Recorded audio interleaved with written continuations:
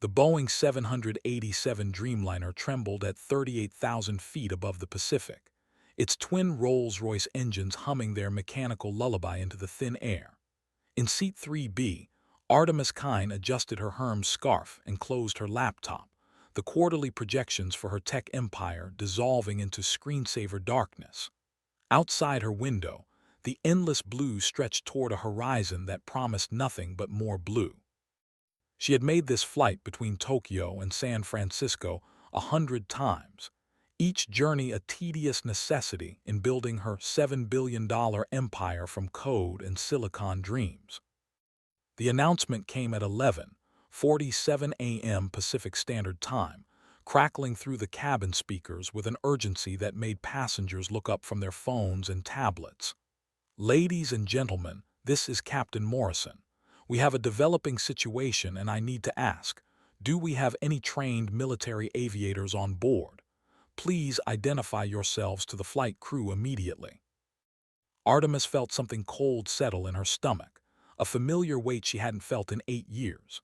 The businessman beside her laughed nervously, making jokes about pilot shortages and budget airlines. But Artemis knew that sound in Captain Morrison's voice, the controlled tension of a professional facing the impossible. She had heard it before, in radio transmissions over Afghan mountains and above Syrian deserts, when the mission parameters changed from routine to survival. The flight attendant moved through first class with practiced efficiency, her smile strained at the edges. Anyone, military flight training of any kind. Her eyes swept past Artemis without pause, seeing only designer clothes and manicured nails, the uniform of wealth that rendered everything else invisible. Artemis pressed her lips together, remembering the weight of a flight suit, the smell of jet fuel and fear, the call sign painted on her F-16's canopy in block letters. Phoenix. She remembered the last time she had pulled the ejection handle, watching her bird spiral into the mountains while she floated down under nylon and prayer, her military career ending in a classified crater that the Pentagon had scrubbed from every record. The captain's voice returned, tighter now. We've lost primary hydraulics and backup systems are failing. If there's anyone with tactical aviation experience, we need you in the cockpit. Now. Around her, 300 passengers shifted in their seats, suddenly aware that their routine Tuesday morning had transformed into something else entirely. The flight attendant's eyes found Artemis again, still searching for someone who looked like they belonged in a fighter jet. Artemis unbuckled her seatbelt and stood, her 5'4" frame casting a shadow that suddenly felt larger than the sum of its parts. The walk to the cockpit felt like a march to execution, every step measured against memories she had spent 8 years trying to forget. Flight attendant Sarah Kim led her forward, whispering hurried explanations that barely registered above the thundering of Artemis's pulse.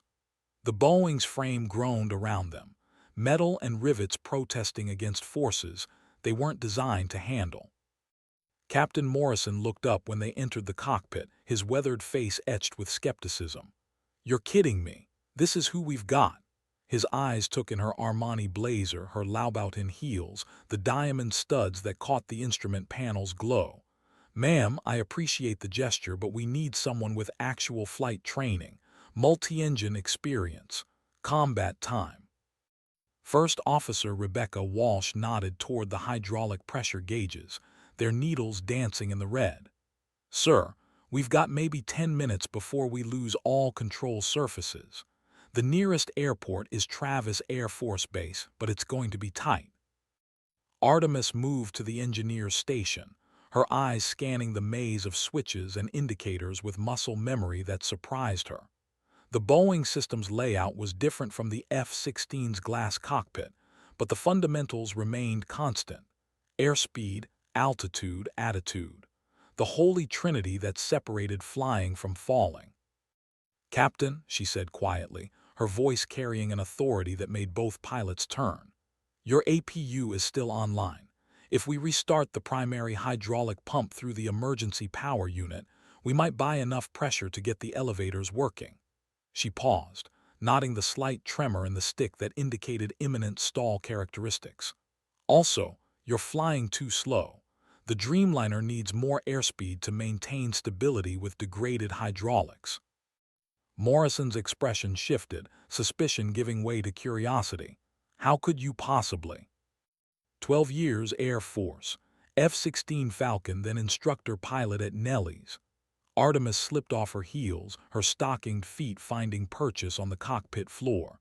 Call sign Phoenix, and before you ask, yes, I know how this looks. The radio crackled with air traffic control. United 2847, San Francisco Center. Say status of emergency. Morrison keyed the mic. San Francisco, United 2847 Heavy. We have hydraulic failure, 200 souls on board. Requesting immediate vector to Travis Air Force Base. United 2847, Travis is closed for runway construction. Nearest suitable airport is Oakland.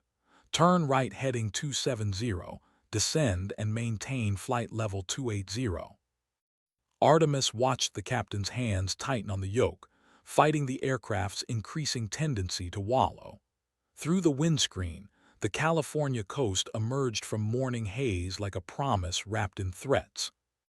The Boeing bucked suddenly, its nose dropping toward the Pacific as the remaining hydraulic pressure bled away through severed lines. Artemis felt the familiar cocktail of adrenaline and focus that had kept her alive through 96 combat missions, the chemical clarity that transformed chaos into manageable problems. Captain Morrison fought the controls, his professional composure cracking as the aircraft refused to respond. I can't hold her, he said through gritted teeth. The elevators are gone, we're losing pitch control. First Officer Walsh's voice carried the strain of someone watching physics overwhelm human will. Emergency checklist complete. All backup systems negative. Sir, we need to consider ditching procedures. Below them, the Pacific stretched endless and cold, its surface deceptively smooth from 6 miles up. Artemis knew those waters, had trained over them countless times in search and rescue scenarios that never ended well. A 787 wasn't designed to survive water impact. It would break apart on contact, scattering debris and souls across 50 square miles of ocean. No, Artemis moved toward the captain's seat, her voice cutting through the cockpit chaos with surgical precision. Captain, with respect, let me take her.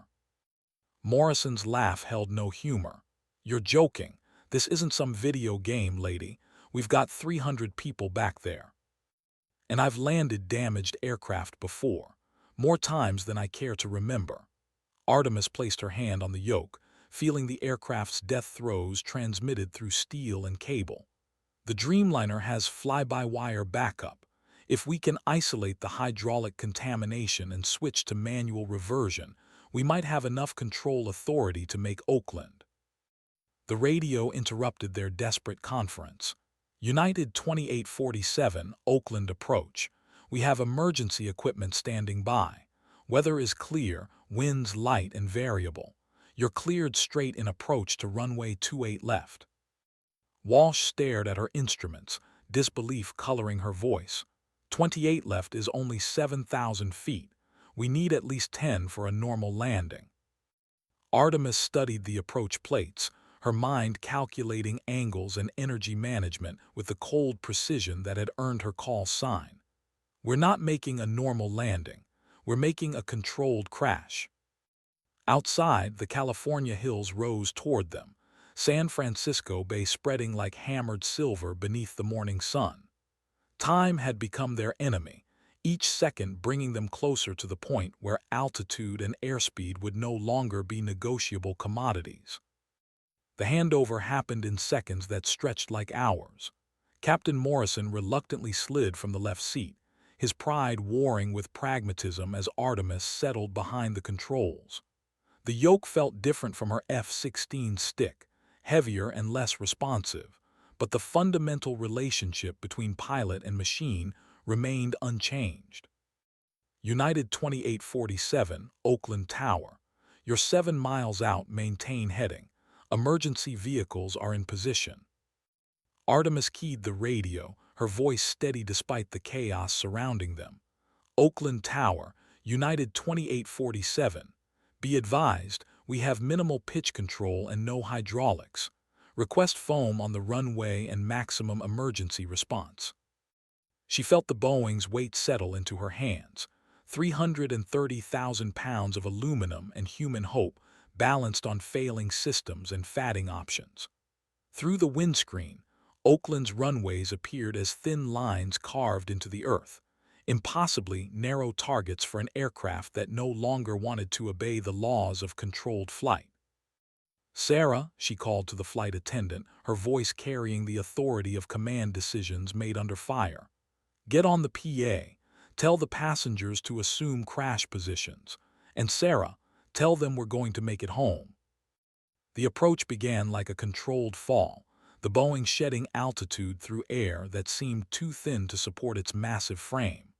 Artemis worked the throttles with subtle movements, using engine power to control pitch attitude in a delicate dance between physics and hope.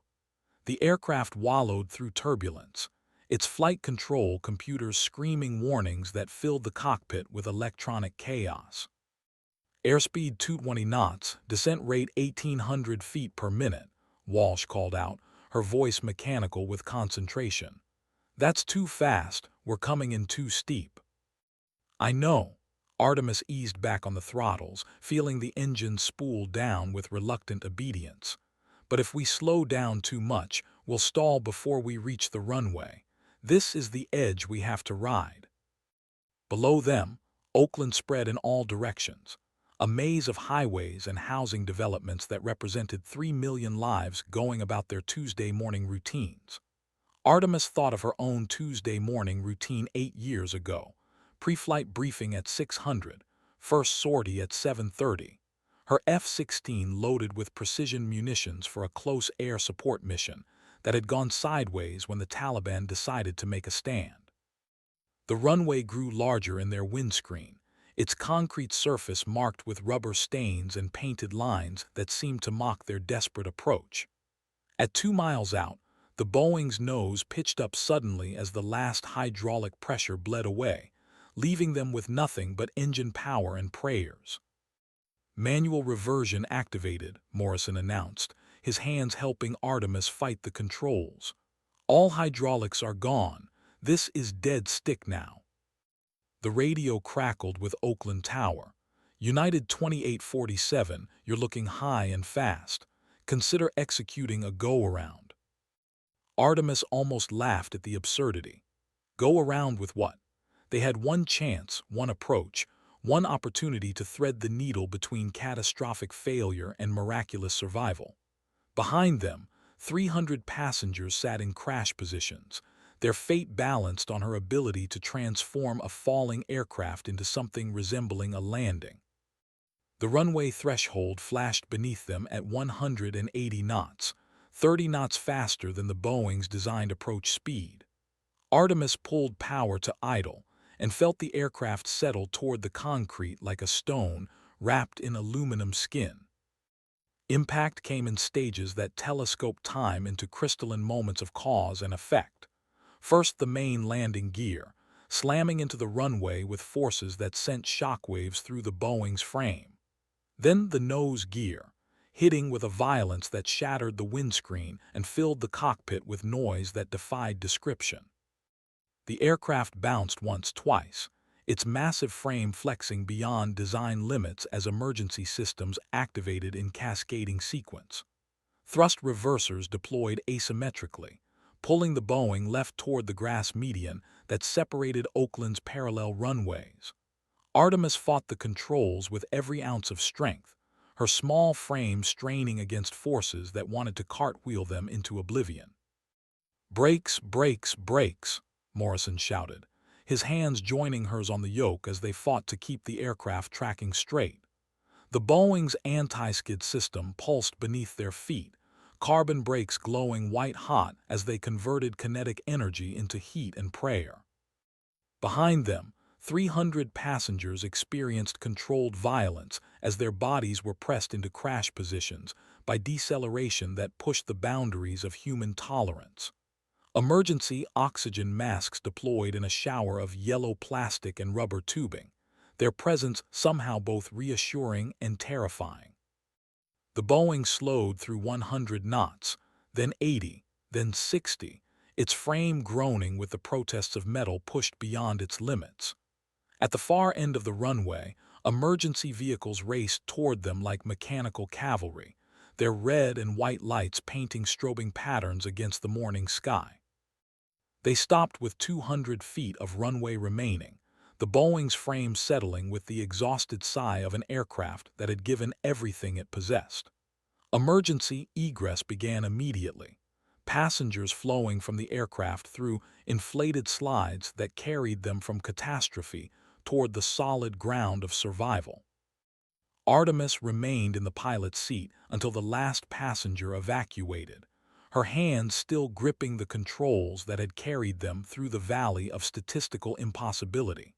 Captain Morrison stood beside her, his earlier skepticism transformed into something approaching reverence. "Where did you learn to fly like that?" he asked quietly. Outside, news helicopters circled like mechanical vultures, their cameras recording the aftermath of what would become known as the Oakland Miracle. Fire trucks surrounded the Boeing's hulk, their crews working to safe an aircraft that had somehow refused to become a statistic. Artemis unbuckled her harness and stood on legs that trembled with adrenaline depletion. "Afghanistan," she said simply.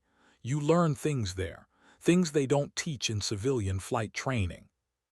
The walk through the terminal became a gauntlet of grateful passengers, their faces marked with the particular expression of people who had touched mortality and lived to process the experience. Children stared at her with wide eyes, seeing something in her bearing that transcended the designer clothes and corporate polish. News crews materialized like storm clouds, their cameras and microphones creating an electromagnetic field of attention that made Artemis's skin crawl.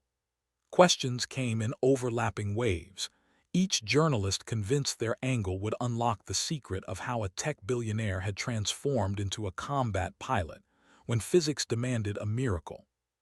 "Ms. Kine, how does it feel to be a hero? Was your military training the key to saving those lives? Will this experience change your approach to business?" She answered them with the same controlled precision she had applied to the emergency landing, revealing nothing while appearing to share everything. But behind her professional mask, older memories stirred, memories of debriefings and medal ceremonies, of missions that never made the news because their success depended on silence. Her phone buzzed with notifications from her assistant, her board of directors, her investors. The markets had noticed her absence from their scheduled conference call, and financial reporters were already spinning narratives about leadership under pressure and the intersection of military service and corporate command. But Artemis found herself thinking about the passengers instead, about the way their faces had changed during the approach from fear to resignation to grateful disbelief. She thought about the children who would grow up with this story, about the way ordinary Tuesday mornings could transform into defining moments without warning or preparation.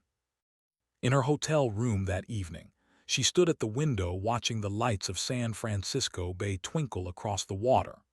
Her reflection stared back from the glass, still wearing the same Armani blazer, but somehow transformed by events that had stripped away 8 years of carefully constructed civilian identity. Her laptop chimed with urgent emails from her executive team, quarterly reports demanding attention, merger discussions that couldn't wait for personal processing of near-death experiences. But for the first time in years, Artemis found herself more interested in the sky outside her window than the spreadsheets on her screen. The phone rang at 2200 hours, its shrill tone cutting through her contemplation like a blade through silk. The caller ID showed a number she hadn't seen in 8 years, a Pentagon exchange that belonged to people who traded in classified information and national interests. "Hello, Phoenix." The voice carried her back to briefing rooms and flight lines, to a world where call signs mattered more than stock options, and mission success was measured in lives saved rather than market share captured. Colonel Marcus Webb had been her wing commander during her final deployment, the man who had written her fitness reports and recommended her for promotion before everything went sideways. "Hello, sir. Watched the news today. Hell of a landing." Webb's voice carried approval that she found herself craving despite 8 years of civilian success. Looked like something out of the old playbook. Artemis closed her laptop, surrendering to a conversation she had been avoiding since the ejection handle had ended her military career. "It was just hydraulic failure, sir. Basic emergency procedures." "Bullshit. I've seen the video. That was combat flying, Phoenix. That was turning a disaster into victory through superior skill and brass balls." He paused, and she could almost see him leaning back in his Pentagon office chair, weighing classified information against operational necessity. "We need to talk." Outside her window, Oakland's runway lights traced geometric patterns against the darkness. Emergency vehicles still clustered around the wounded Boeing like antibodies responding to trauma. She thought about the passengers who were probably just now beginning to process what they had experienced, the children who would forever associate commercial aviation with unexpected heroism. "I'm retired, sir." "Nobody ever really retires from what we do, Phoenix. You know that." Webb's voice carried the weight of unspoken missions, of threats that moved through shadows while civilians went about their ordinary lives. "There's something developing, something that requires your particular skill set." The words hung between them like a bridge across 8 years of careful civilian construction. Artemis found herself remembering the weight of a flight suit, the smell of JP-8 fuel and desert sand, the particular clarity that came from flying missions where failure was not an acceptable outcome. "I'll catch the red-eye to Washington." The flight to Dulles passed in a blur of first-class service and classified memories. Artemis stared through the 767's windows at the lights below, thinking about the passengers who had trusted her with their lives, about the way emergency situations stripped away everything except essential competence. Her reflection in the window showed a woman caught between worlds, her designer clothes barely concealing the pilot who had never really left the cockpit. The Pentagon at 500 looked exactly as she remembered, a fortress of concrete and classified information, its corridors echoing with the footsteps of people who made decisions that shaped world events while most of the planet slept. Colonel Webb met her at the security checkpoint, his uniform crisp despite the early hour, his expression carrying the weight of situations that demanded impossible solutions. "You look good, Phoenix. Civilian life agrees with you." "Thank you, sir."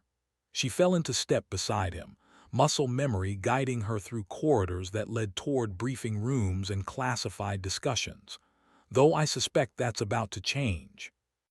The briefing room held familiar faces, intelligence officers and operations planners, the same breed of professionals who had sent her into contested airspace with missions that never appeared in official records. The wall displays showed satellite imagery and threat assessments, the visual language of national security decisions that civilian billionaires weren't supposed to understand. "Ladies and gentlemen, you remember Lieutenant Colonel Artemis Kine, call sign Phoenix." Webb's introduction carried formal precision. Her recent civilian activities have been well documented, but her military record remains classified at the highest levels. The briefing that followed revealed threats that moved through international waters and contested airspace, adversaries who probed American defenses with increasing boldness, while diplomats exchanged carefully worded protests. The situation required someone with her unique combination of combat experience and civilian access, someone who could move through worlds that normally remained separate. "The operation launches in 72 hours, Webb concluded, his eyes meeting hers across the table. "We need an answer, Phoenix." Artemis thought about her corporate empire, about quarterly reports and board meetings, about the comfortable distance she had maintained from the sharp edges of national service. Then she thought about the passengers who had trusted her with their lives, about the way crisis revealed essential character beneath carefully constructed surfaces.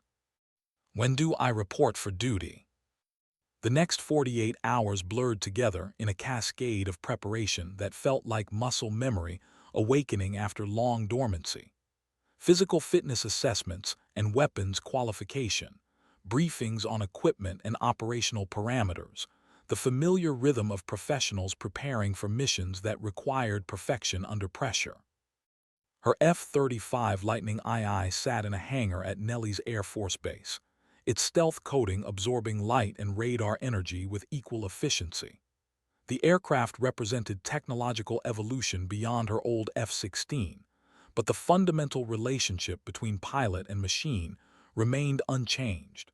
Trust, precision, and the willingness to push both human and mechanical systems beyond their designed limits.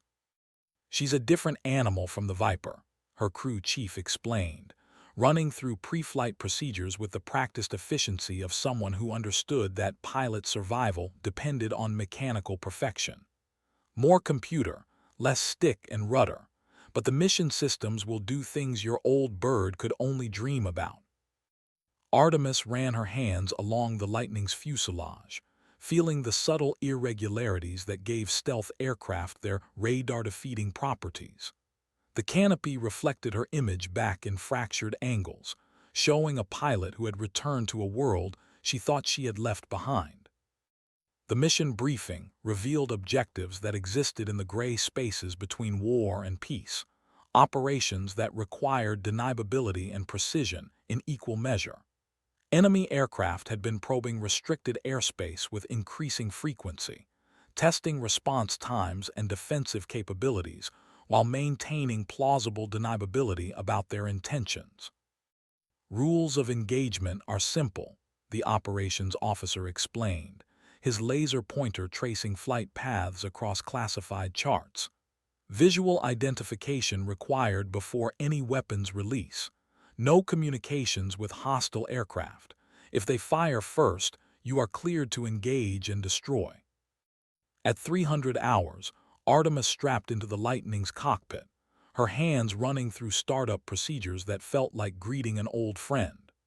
The aircraft's systems came online in cascading sequence, each subsystem reporting readiness for operations that would take her into contested airspace, where mistakes were measured in milliseconds and casualties.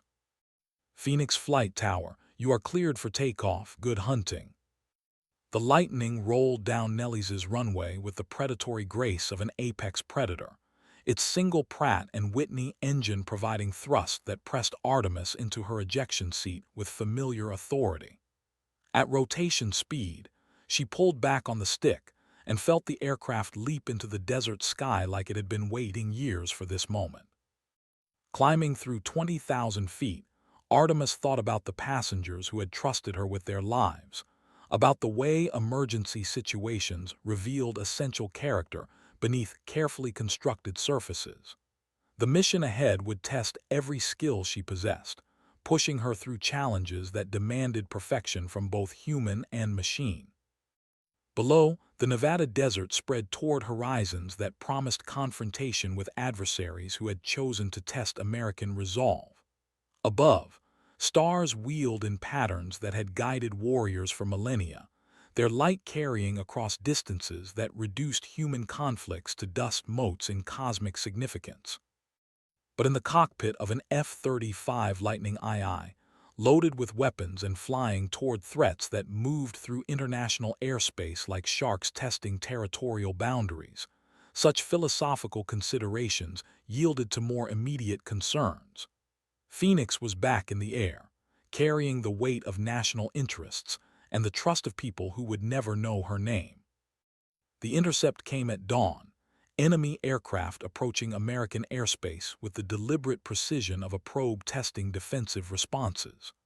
Artemis locked them up on radar while they were still 50 miles away, their electronic signatures marking them as advanced fighters designed to challenge American air superiority.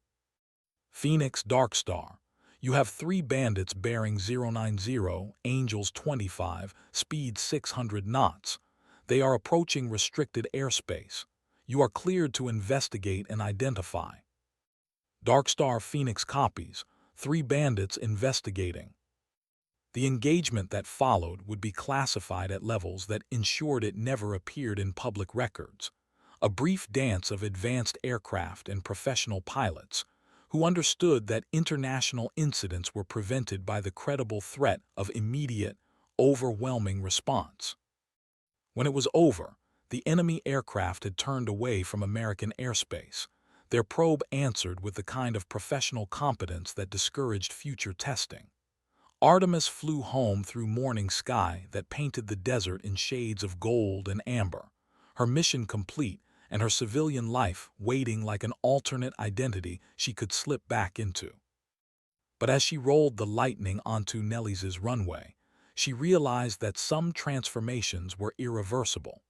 Phoenix had returned from retirement, carrying with her the understanding that national service was not a chapter that could be closed, but a calling that waited patiently for moments when ordinary solutions proved insufficient.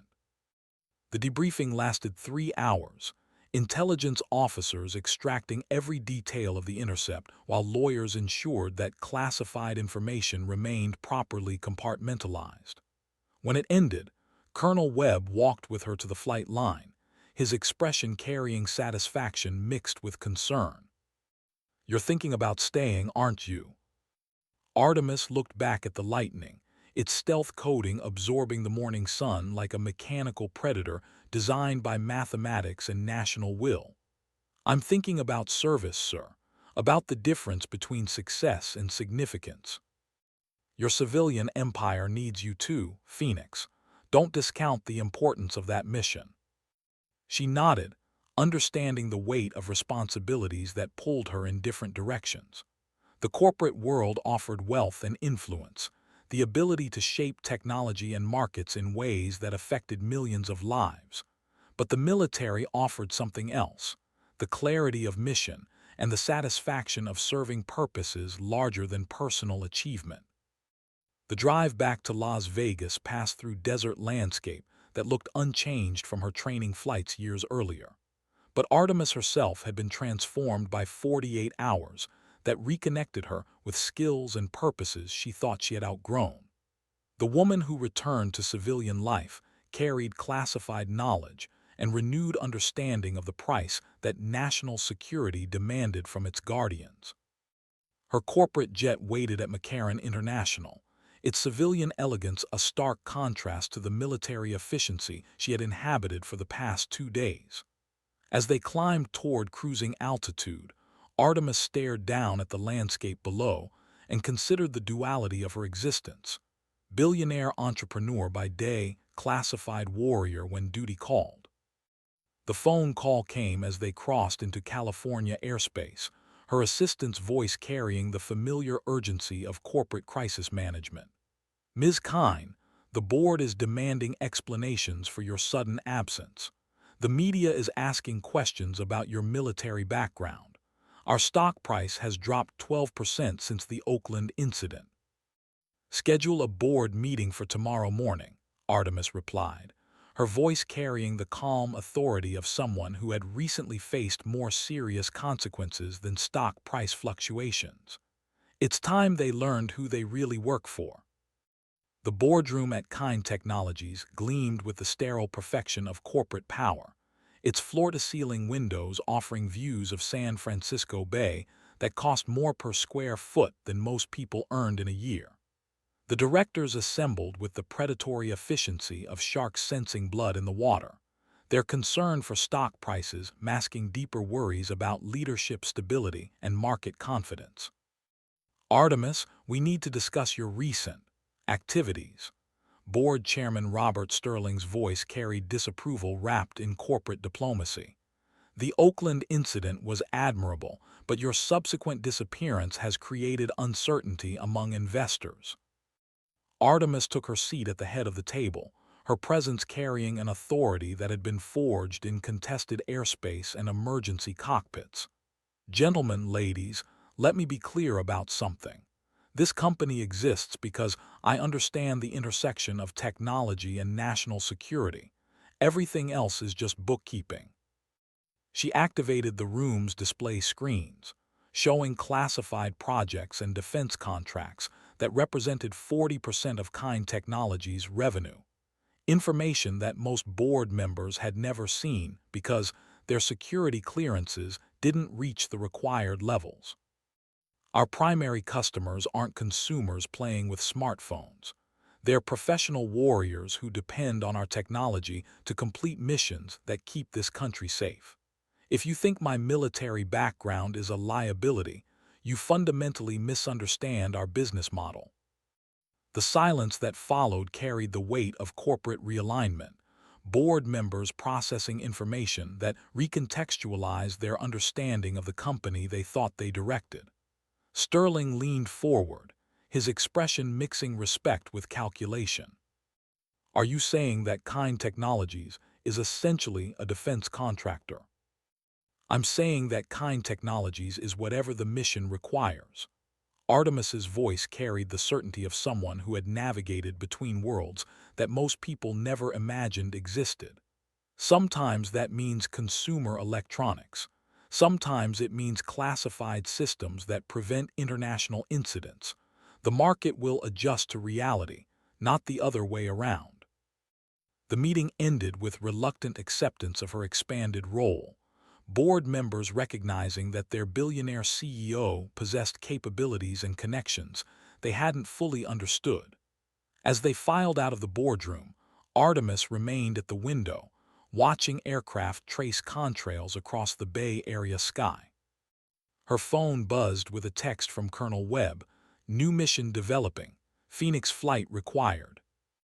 She smiled, understanding that some transformations were irreversible. The billionaire in seat 3B had become something more complex, a guardian who moved between worlds, serving purposes that transcended corporate success or personal achievement. Phoenix had returned to the sky, carrying with her the understanding that true leadership required the willingness to answer calls that couldn't be ignored. Outside her window, commercial aircraft approached Oakland International Airport, their passengers trusting that professional competence would carry them safely through the miracle of flight. Most would never know that their safety depended on guardians who operated in shadows, pilots who answered midnight phone calls and flew missions that never appeared in public records.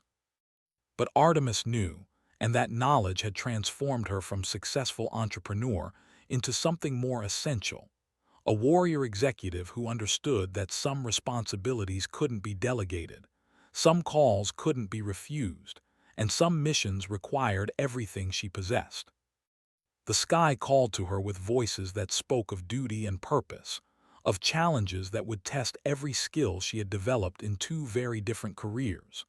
Phoenix was ready to answer, carrying with her the understanding that true success was measured not in dollars or market share, but in lives protected and missions accomplished when failure was not an acceptable outcome. As evening painted the Bay Area in shades of gold and amber, Artemis Kind prepared for whatever call would come next, knowing that her transformation from billionaire to guardian was complete and irreversible. The woman who had saved 300 lives with emergency flying skills would now serve her country in ways that demanded even greater sacrifice and precision.